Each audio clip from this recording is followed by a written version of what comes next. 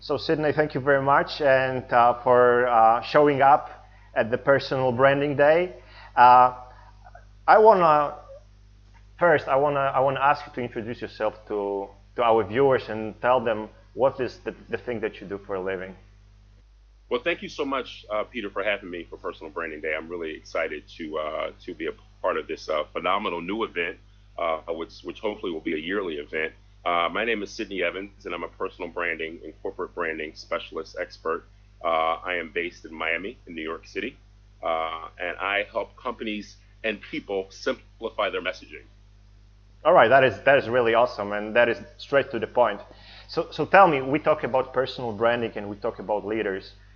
Tell me, in your opinion, what makes a great leader?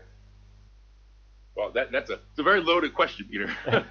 But I will say this. So, in my experience, I had a corporate background, so I spent 10 years at a Fortune 50 company, and I had a lot of great leaders. And so, if I had to sort of unpack what makes a great leader, I really can simplify it to one thing. I think that great leaders are great listeners. It's top and foremost is that they're great listeners. Great leaders really spend the time to understand, what consumers want, what their employees want, what all stakeholders want, and they sort of they merge those things and they create great products, great services based on feedback, based on listening. Awesome. And tell me, based on this, Mhm. you work a lot in branding, right? Mhm. So is this the listening thing? Is this the important issue for brands as well? I think that listening is probably one of the most paramount issues for brands today. So, we are in the midst of a sea change as it relates to sort of branding and marketing, so to speak. People think that a brand is a logo or a name. And what I would suggest to you is it's more about articulating a promise to the consumer. And you really have to be clear about what that promise is to the consumer. Consumers are very, very adept nowadays with social media, with Twitter, with LinkedIn, with Facebook primarily. Consumers can go to your website, they can identify who you are very, very quickly. So a brand is really about what is that promise? What are you offering to the consumer? What are you promising that you're going to give to them? And you really have to be clear about that promise, and you have to deliver that promise. What I would suggest to you is that the savvy, strong brands are clear about that. They deliver that promise, and it's about delivering it over and over again seamlessly. Awesome. Is this the same solution for a personal brand? Because we talked about the brands and we talked about the leaders. How would you put those two things together, and what would be your answer to what makes a great personal brand? Okay, so let me go back a little bit here. All right. So one of the things that I think is important as well around corporate branding. So again, when I say the sea change, one of the most important trends happening in corporate branding today is transparency versus authenticity. So this is very, very key. In fact, I'm in the middle of a paper right now, an article to sort of break down what the difference is. And so just to sort of unpack it really quickly, transparency, a lot of companies are transparent, but they're not authentic. What I would suggest to you is that the brands that will survive moving forward are authentic brands. And what that means is that you can share all the information that you want. I can give you countless case studies around companies that share a lot of different information, where their food is made, how it's made. But if it isn't authentic, meaning if you don't authentically tell us, sort of what you are what you're giving to us as a company, it's not going to be sustainable. It really is not going to be sustainable. So companies really have to understand transparency versus authenticity. Now, as far as a personal brand is concerned, personal brands are really about consistency. So if I had to identify what makes a personal brand, it's really about being consistent across all channels. So what that means is that if you have a Twitter, if you have a LinkedIn, if you have a Facebook, and I would suggest that most people at least have those three, including an Instagram, you have to have consistent messaging across those channels. What that means is that if you are an event planner Yeah. and you're on Facebook saying you're an event planner, then I don't need to go to your LinkedIn and see that you are a corporate executive somewhere, right? So if you're an event planner, you should be an event planner across all those channels. And I definitely understand the challenges that people have as far as doing multiple jobs. We all it's a rough economy. Everybody's doing multiple jobs to kind of make ends meet. But what I suggest to you moving forward, personal brands must be consistent. Now, what I suggest to my clients are give me three things that you do really well. So what I try to focus on is more about competencies. And so if you give me three competencies that you do really, really well, okay? So for me, I'll give you an example. For me, I am really great at verbal identity, visual identity, and corporate strategy. So those competencies can transcend and jump across multiple different genres. So it's really important to focus on competencies as it relates to personal branding. Great. And you said about the social media. Now let's go deeper onto this, because we've met through social media too. Like I got a message from a girl. I posted a post on LinkedIn, like, who should I invite to this conference? And she said, very nice of her. Yeah, and she said it was you. So this is my decision process. I checked out the website. I checked out the LinkedIn profile. I read your articles, and I said, yeah, this is the man to appear on this conference and talk about his experience. Tell me, which social media platforms are you using and why, and like how do they link together and how do they work for you? Great question. Thanks for asking. So for me, first and foremost, based on my business, it's LinkedIn. And so for me, LinkedIn has been a vehicle to connect with professionals globally. And so a large part of my business is global. And I just got back from Stockholm last year. Training startups to help them with branding strategy. And so for me, LinkedIn is crucial for me to sort of bridge the gap from just being American, so to speak, right? And it helps me transcend and be global. So LinkedIn, I think, is first and foremost. And what I will say is this, and I'm actually, I'm in a process of actually building my website now and actually writing a book. And one of the things I say in my book, your LinkedIn profile really has to be succinct and it has to be clear. It has to tell me really quickly what you do. What is your promise, so to speak? What is your promise to the consumer? What are you offering as a person? So corporations have to articulate that promise, but you as a person also has to tell us what are you promising? What are you promising that you will deliver? And so I really, I read a lot of LinkedIn profiles and I read it and I say, really great person, awesome. Still don't know what you do, Yep. And so I think it's really key that, you have to be clear about, we all get it. Everybody loves themselves. But it's really important to say, okay, what do you do well? Because people want to know. And what I always say is you really want to stick in threes. People remember in groups of threes. So whatever you do well, tell us in three, boom, boom, boom, 3 bullet points. That's what I do. And then you can elaborate on that. Awesome. So you have a LinkedIn. How about Twitter and Facebook? So for Twitter, Twitter is really key as well. So I think, number one, I think Twitter is really redefining how we communicate. I think that it is, at first I didn't understand Twitter, I can tell you that. And so now I think that Twitter is not only vital, it is moving the conversation forward. One of my mantras is to focus on what's next. I am wholly intrigued by people that are moving conversations forward, like yourself with Personal Branding Day. I think this is a phenomenal vehicle for professionals to get their message out. So kudos to you for that. But in reference to Twitter, it is to force someone to speak in such short sound bites. It makes sure that your message is so succinct, so specified to what it needs to say that it alleviates and cuts all the fluff out. This is my philosophy for Twitter for people for personal branding. Have your sort of personal feed for the day. If you are if you're a wedding planner, give us something around wedding planning every day, or maybe twice a week or 3 times a week, whatever works for you. I'm not saying you have to do it every day. But when I also say, also make it value add. So you never want to just have commercials, okay? So it's never just about me, right? Yep. You always want to focus on value add. So what's happening in the wedding industry? Did something change? Are people getting married in beaches now? They're not getting married, in wedding halls. You want to have value add, because if you offer value add, people will inevitably come to you for answers, okay? You're there to provide answers. And so I use Twitter as a value add medium. And I always connect my LinkedIn post to my Twitter post for that day. So if I have a LinkedIn post, it goes immediately on Twitter. And I start the conversation on Twitter. Another tip is to ask questions. So when you post something, you can give your feedback on it. So if there's something happened in the world of, whatever, let's just say, Elon Musk came out with a new Tesla. Okay. Yep. So what I would do is ask a question. Is this new Tesla the new way that we'll be driving moving forward?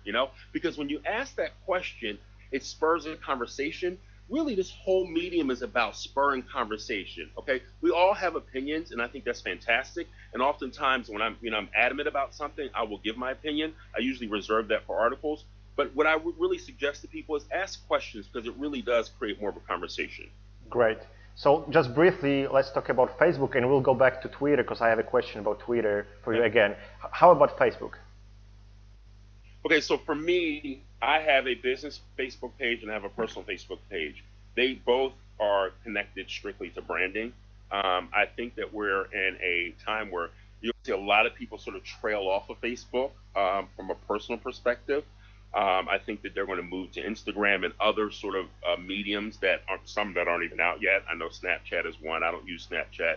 But for me, Facebook is really about connecting with companies online. So almost every company has a Facebook page. So I like to create sort of embedded conversation around companies and different things that might be happening in the world of branding through my Facebook page. That's how I personally use my Facebook. But again, what I would suggest to you is, sort of have the Peter feed for the day, or the Peter feed for the week, or the Sidney feed for the week. I usually always stick with a topic for a day. Again, you don't have to do it every day, but I stick with a topic for the day, and I let that topic take me throughout the day. So whatever that topic might be, if it's some sort of change in something, I try to find articles that are based on that throughout the day. So let's just say if it was transparency as a topic, I try to keep my articles linked in that zone for the day, because I just think that creates a more robust conversation. Great. And for me, the story with Twitter is the same. I mean, I absolutely love putting the tweets together, because there's so much limit into 140 characters. But then again, your message is crystal clear.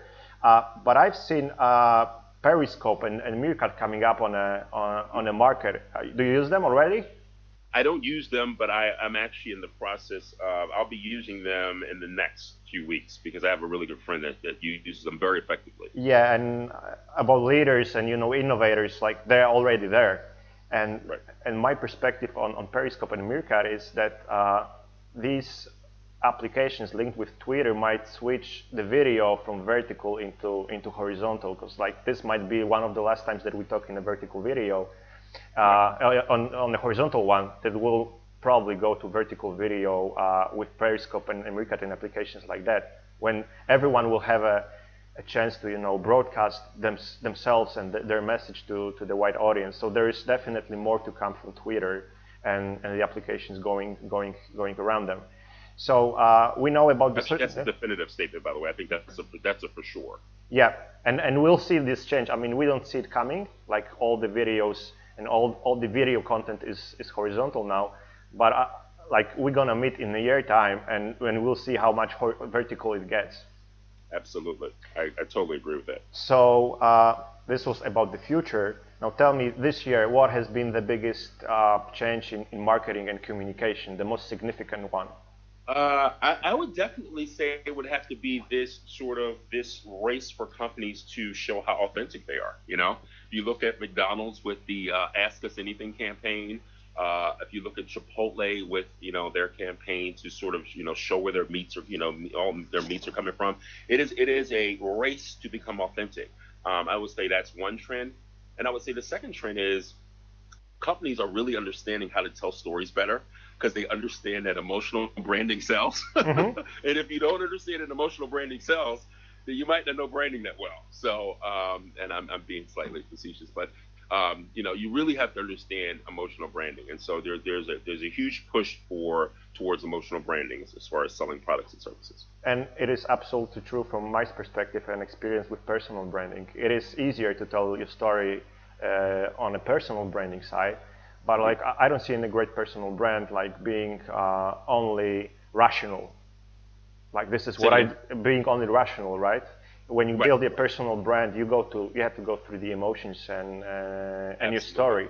And it is, of course, easier to tell a story about the person than about a product. Absolutely, absolutely. And not only that, it's one other key point that you bring up, Peter. To your point, when it's emotional, it really is about that conversation and connection with the consumer, and that's how you have repeat customers. When I have clients, they always say, well, how do we have repeat customers? We have repeat customers when you have an emotional connection to them. So you have an emotional connection, it's much easier to resell to this person. So a person is much more likely to come back to you when they feel some connection. I always say this: if you have 10 Coca-Colas, right, in an aisle, why do people pick Pepsi?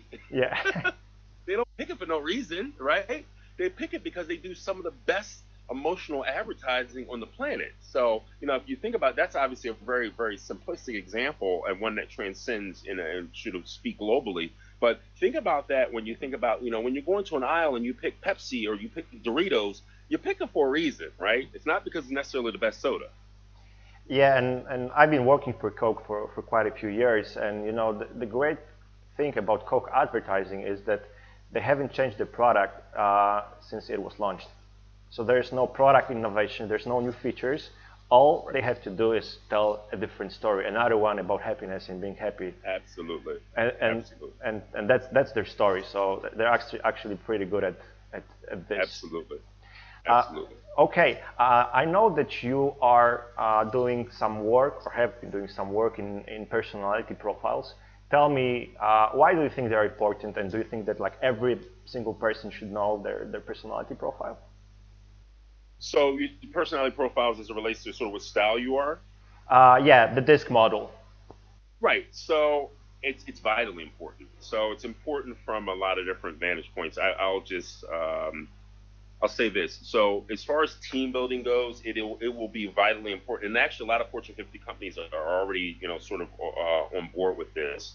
Um, to to know yourself allows you to interact more effectively with others.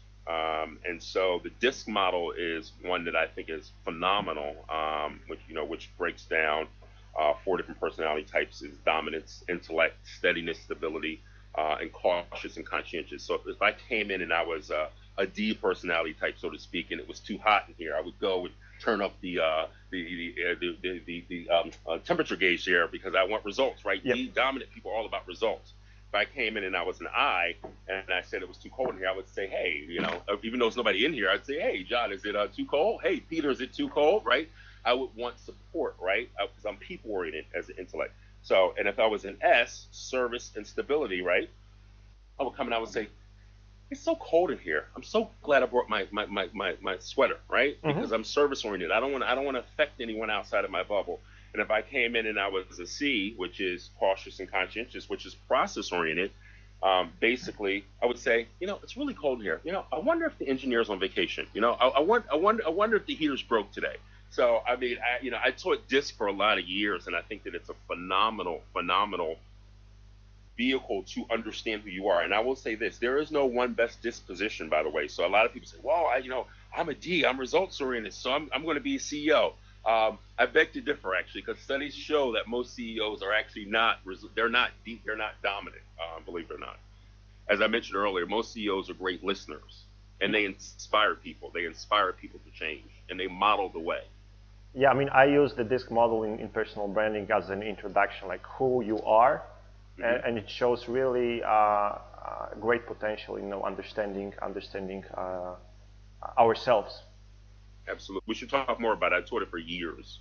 So yeah, I mean, actually, I asked you this question because I think it's vital in the personal branding process. It's an easy tool and it's very, very effective. So thank you for bringing up the explanation because I want people to get into this and check out themselves how can they use this tool because I think it's awesome. It's really good. Absolutely. And if anybody is interested, they can definitely contact me, and I can definitely, do a personality profile for them. Yeah, that would be good. So now bringing this to the end, this conversation, Mhm. tell me your biggest win in business and your biggest learning, I would say. I don't want to say failure.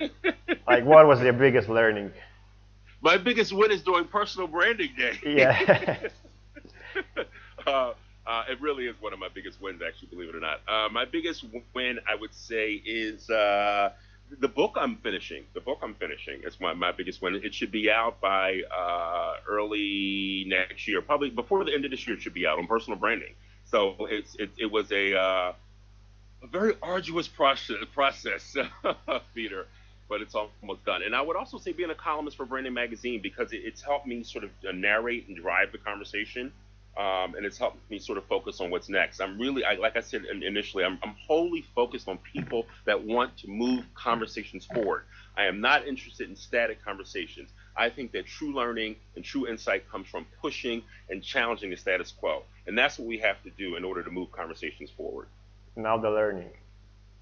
Okay, so the learning, the biggest learning in reference to branding or just in general? In general. Um, I had to learn. Oh, that's a hard one. That's a hard one.